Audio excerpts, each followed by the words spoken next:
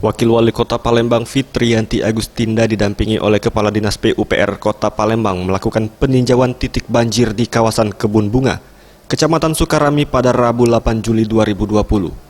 Usai melakukan peninjauan, Wakil Wali Kota Palembang Fitriyanti Agustinda menuturkan, peninjauan ini merupakan tindak lanjut dari laporan warga, karena kawasan ini sudah menjadi langganan banjir ketika hujan turun. Untuk mengatasi hal tersebut, pihak pemerintah Kota Palembang tengah melakukan normalisasi saluran air ataupun sungai yang ada di kawasan ini dan akan selesai dalam waktu 1 bulan ke depan.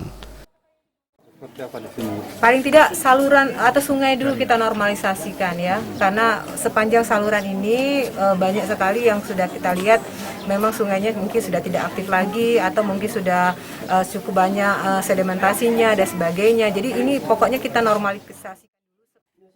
Sementara itu, Umar Syahid, salah satu warga, berharap agar pemerintah dapat secepatnya menangani permasalahan banjir di kawasan ini, mengingat banjir yang terjadi dapat mencapai lutut orang dewasa. Tidak bisa tidur lagi. Airnya sampai segimana? Kalau di daerah sini ada yang selutut, ada yang yang di dalam itu selutut. Bener, masjid tadi, masjid itu di atas lutut malahan sudah sepaha. Tim Liputan Sriwijaya TV.